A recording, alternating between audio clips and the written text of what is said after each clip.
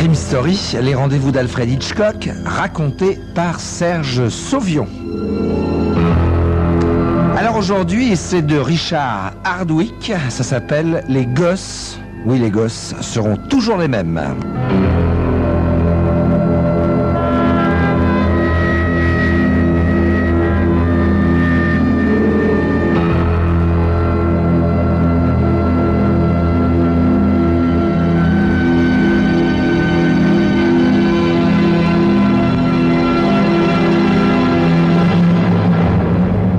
Debout, en contemplation devant le lac, Jérôme Colby se souvient d'autrefois. Il se rappelle des collines et de la petite ville de Binzé où il a grandi. Mais à l'époque, le lac n'existait pas.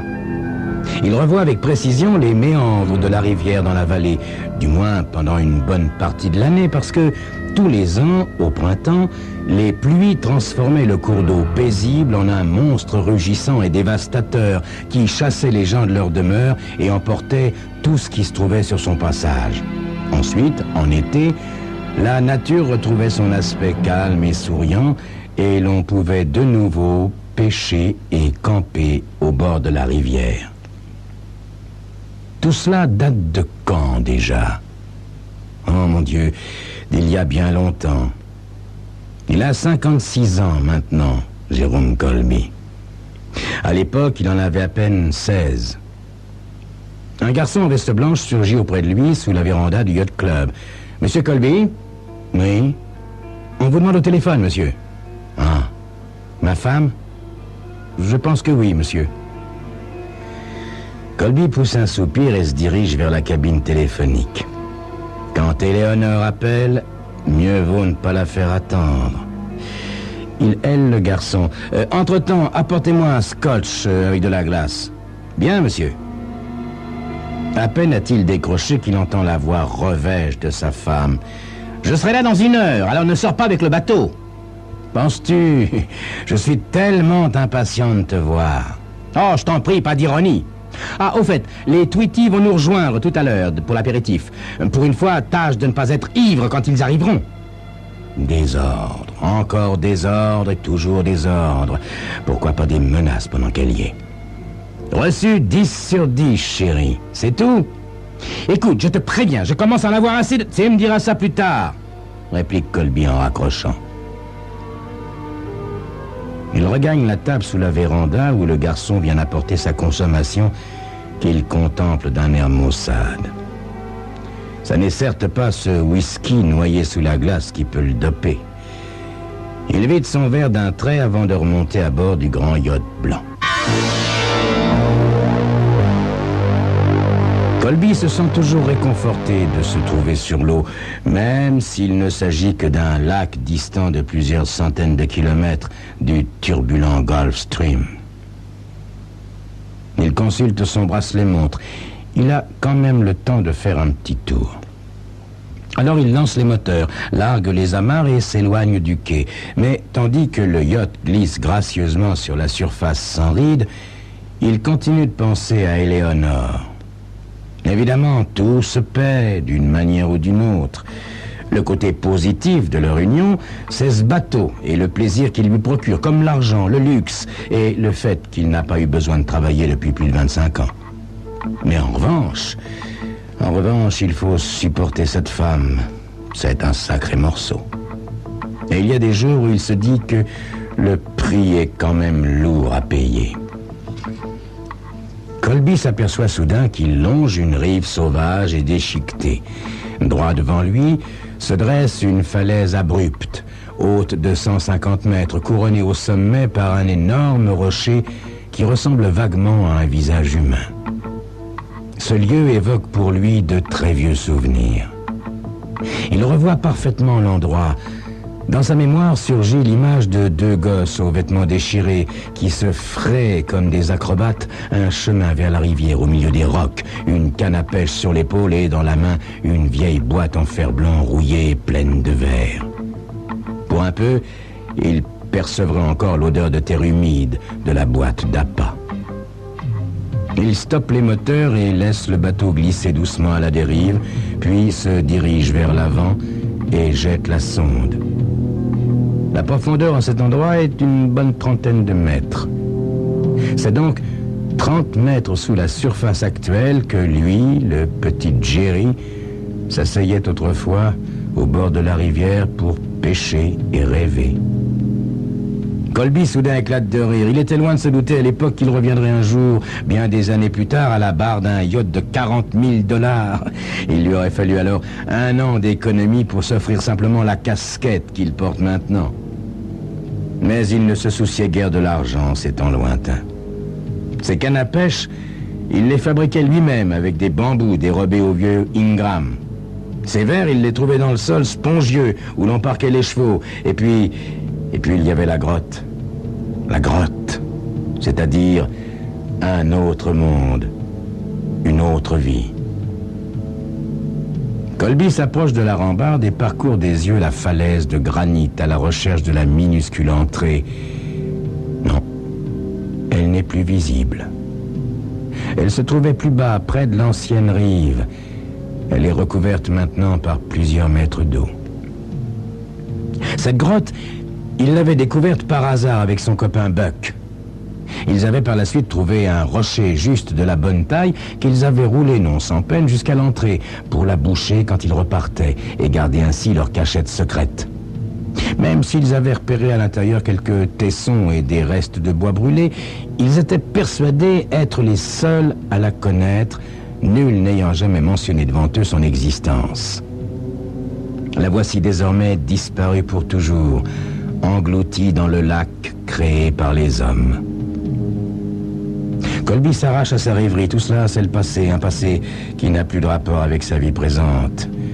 Le Jérôme d'aujourd'hui n'a plus rien de commun avec celui d'alors. Pour l'instant, il doit se dépêcher de rentrer au club s'il ne veut pas faire attendre Éléonore.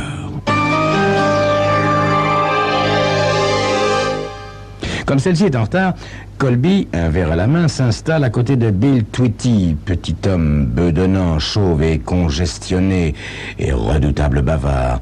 Mais il le laisse jacasser sans l'écouter. Sa pensée retourne sans cesse à la grotte, sans qu'il puisse s'expliquer pourquoi. Ça n'est pas par nostalgie, n'est pas de ceux qui se complaisent à ressasser le bon vieux temps. Ça n'est qu'en voyant entrer sa femme, royale et majestueuse, la poitrine tendue en avant comme la proue d'un cuirassé, qu'il comprend. Cette grotte lui offre sur un plateau la solution qu'il cherche depuis des années. Depuis des années, il rêve de se débarrasser d'Éléonore, mais s'il lui arrive quelque chose, on va le soupçonner. On sait qu'il l'a épousée pour son argent. Il est son seul héritier. Il faudrait au moins qu'il camoufle son crime en accident. Mais il n'est pas de taille à lutter avec elle physiquement, car, sans être grosse, elle est costaud. C'est même un sacré morceau. Et puis, voici quelques années, elle s'est imaginée qu'elle courait le danger d'être attaquée, voire violée.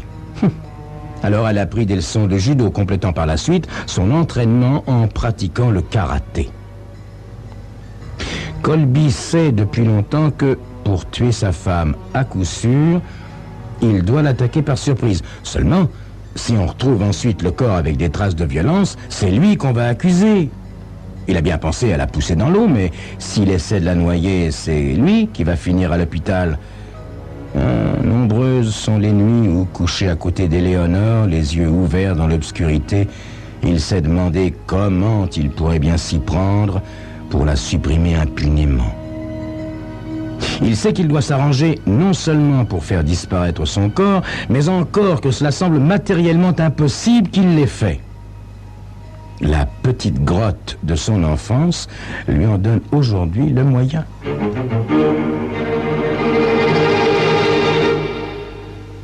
Alors le lendemain, seul sur son bateau, il part en repérage.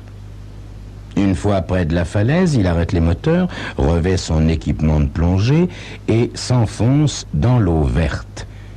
L'entrée de la grotte lui semble plus petite que dans son souvenir. C'est lui, bien sûr, qui a grandi. Le corps d'Éléonore pourra malgré tout y passer. Colby replacera ensuite le rocher et personne ne pensera jamais à venir la chercher là. Le tour sera joué il ne reste plus qu'à attendre une occasion propice.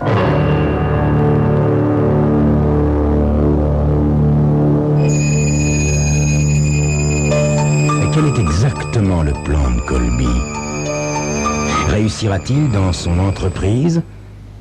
La réponse à ces questions dans quelques instants.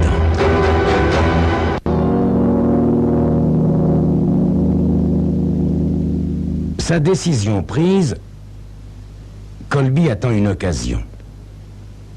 Elle se présente 2 semaines plus tard quand, à la fin d'une chaude après-midi, il remonte sur le yacht avec sa femme. Ils prennent congé des Hobson avec qui ils viennent de passer la journée et sont attendus de l'autre côté du lac pour dîner par les Tweety. La traversée ne dure que 10 minutes. 10 minutes que Colby a bien l'intention de mettre à profit. Alors, on part? S'impatiente Éléonore, fatiguée d'agiter la main en direction des Hobson plantés sur le quai. « Tu es donc si pressé ?» ironise Colby. « Naturellement. Aurais-tu oublié que nous avons rendez-vous avec les Tweety? »« Attends, je vais les appeler, » répond-il en branchant l'émetteur radio. « Sans souci à fleur de thé, sans souci à fleur de thé. À vous, Tweety. »« Mais qu'est-ce qui te prend ?» s'insurge Éléonore, aussitôt coupée par la voix jaillie du haut-parleur. « Fleur de thé à sans souci, fleur de thé à sans souci, terminé. Mais pour l'amour de Dieu, dépêche-toi !»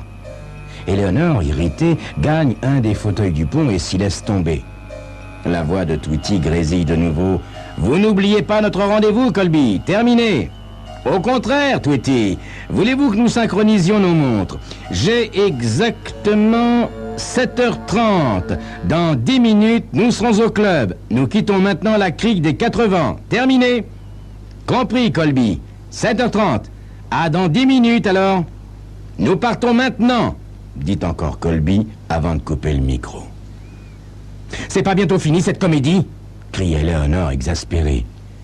Mais si, chérie, répond Colby qui, après un dernier signe de la main au Hobson, lance les moteurs et met le cap sur le milieu du lac. Pour l'instant, tout va bien. Pas la moindre embarcation en vue. Les eaux sont paisibles. On ne peut rêver mieux. Colby a cependant la gorge sèche. Son cœur se met à battre sourdement. Il jette un coup d'œil vers Éléonore. Assise à 3 mètres, elle lui tourne le dos. Il regarde sa montre. 1 minute et demie d'écoulée. La falaise est là, juste en face. Il se baisse pour prendre la lourde clé anglaise qu'il a dissimulée près de la roue du gouvernail le jour où il a conçu son projet. Un instant, il songe à renoncer. Mais c'est maintenant ou jamais. S'il laisse passer la chance, elle ne se représentera jamais. Il doit se libérer de sa femme. Il s'avance sur la pointe des pieds, les yeux rivés sur le crâne d'Éléonore, et se rappelle, le temps d'un éclair, cette recommandation faite aux joueurs de baseball. Ne quittez pas la balle des yeux. La clé s'abat au beau milieu de la chevelure agitée par le vent, dans un craquement écœurant qui estompe à peine le vacarme des moteurs. Colby retourne aux commandes et coupe les gaz. Le bateau s'immobilise à l'endroit souhaité. Seul, le ronflement des moteurs au ralenti trouble à présent le silence du soir. Colby sait ce qu'il lui reste à faire. Il a 100 fois répété dans sa tête la suite de son plan. C'est la partie la plus risquée. Que survienne quelqu'un, ne serait-ce qu'un inoffensif pêcheur, et tout est compromis. Il se déshabille en hâte et revêt son équipement de plongée. Ses mains tremblent un peu lorsqu'il s'approche d'Éléonore pour la soulever. Le crâne défoncé et couvert de sang, la blessure est horrible. « Il faut pourtant que j'aille jusqu'au bout, » dit-il à haute voix pour s'encourager. « Je n'ai plus d'autre issue. » Il la traîne rapidement jusqu'à la rambarde et la pousse par-dessus bord. Le corps d'Éléonore s'enfonce dans l'eau après un plouf sinistre. Colby saute à son tour, rattrape le corps et le remorque jusqu'à l'entrée de la grotte. À la lueur de sa lampe frontale, il le pousse à l'intérieur, le cale avec des pierres, dépose la clé à côté, ressort de la grotte et bouche l'ouverture avec le rocher.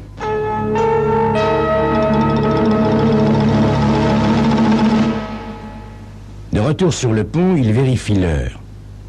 Le tout ne lui a pris qu'une minute et demie. C'est bon. Vite, il relance les moteurs, pointe le bateau vers le large, tout en se séchant avec une serviette. Au bout d'1 kilomètre, il ralentit et se rhabille. En même temps, il branche l'émetteur radio. Sans souci, appelle Fleur de Thé. Sans souci, appelle Fleur de Thé. Venez vite, Tweety, venez vite. Eleanor est tombée par-dessus bord. Tweety répond aussitôt. Quelques instants plus tard, une petite flottille surgit de derrière les rochers, venant du Yacht Club. Le minutage est parfait. Les recherches se prolongent bien avant dans la nuit. Une douzaine de bateaux y prennent part, ainsi qu'une vedette de la police qui finit par venir se ranger le long du yacht. Un officier monte à bord. « Monsieur Colby, dit-il, le visage grave, il reste une petite chance qu'elle ait réussi à gagner la rive à la nage, mais il ne faut pas trop y compter. » Colby, qui se découvre à cette occasion un vrai talent de comédien, se contente de marmonner d'un air effondré. « C'est ma faute, mon Dieu, c'est ma faute, c'est ma faute. »« Allons, allons !» proteste le bon Tweety qui se tient à ses côtés depuis le début des recherches et qui lui tapote l'épaule. « Je n'ai pas très bien compris comment c'est arrivé, » répond le policier. « Voulez-vous m'expliquer ?» Tandis que Tweety leur sert des whisky, Colby raconte. Je venais d'annoncer à mes amis par radio notre départ. L'eau était très calme, j'avais mis plein gaz. Tout à coup, j'ai cru voir quelque chose. Un tronc d'arbre, peut-être. J'ai voulu l'éviter et j'ai donné un brusque coup de barre, voyez-vous. Eleanor a poussé un cri et je me suis retourné pour la voir disparaître. Je la croyais assise sur le pont derrière moi, mais elle avait dû se lever et s'approcher du bord. Elle ne s'attendait pas à ce virage brusque. Oh, c'est épouvantable. Arrivé à ce point de son récit, Colby, sous l'œil un peu gêné du policier, se resserre un verre. L'enquête dure des semaines. À l'évidence, la police le soupçonne d'avoir voulu se débarrasser de sa femme, mais n'ayant pas retrouvé le corps, elle ne peut rien prouver. Et Colby triomphe. Le 1er septembre, moins de 2 mois après la mort d'Eleanor, ayant réglé ses affaires, Colby part pour la Floride. Les recherches sont abandonnées.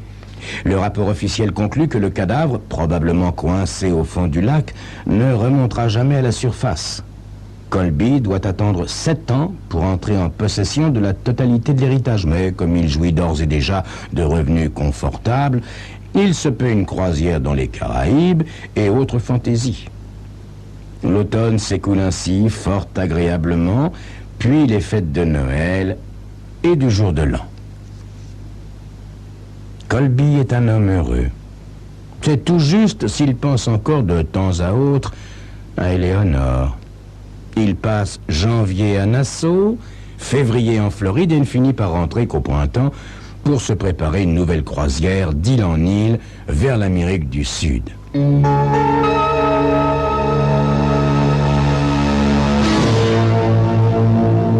Le soir de son retour, alors qu'il passe en revue l'équipement du yacht, il aperçoit sur le quai un visage connu. Celui du lieutenant de police qu'il a déjà interrogé. « Je voudrais vous parler de la disparition de votre femme l'été dernier, » dit l'officier. « J'ai beaucoup à faire, lieutenant, » répond Colby, sûr de lui. « Nous ne pourrions pas remettre ça à un autre moment ?»« Mais ce que j'ai à vous dire ne vous intéresse donc pas ?» dit le policier. « Mais si, bien sûr. » Alors voilà, monsieur Colby.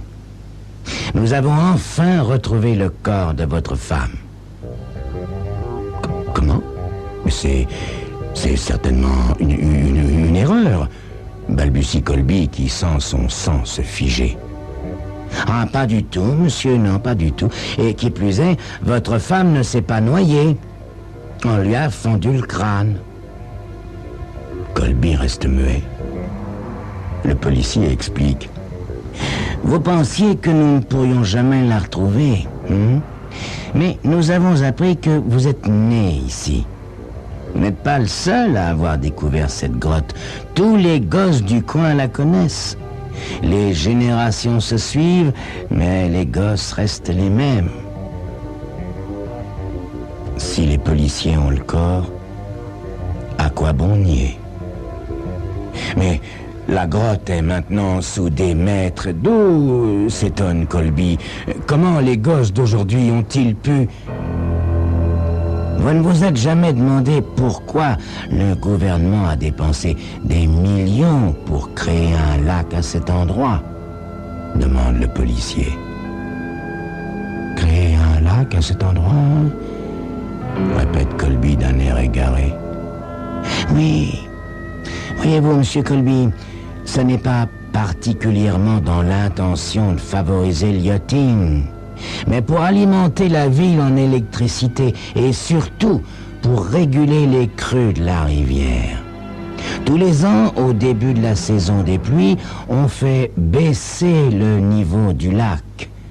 La grotte est alors en terrain sec. C'est le cas en ce moment, comme vous pourrez le constater lors de la reconstitution du crime.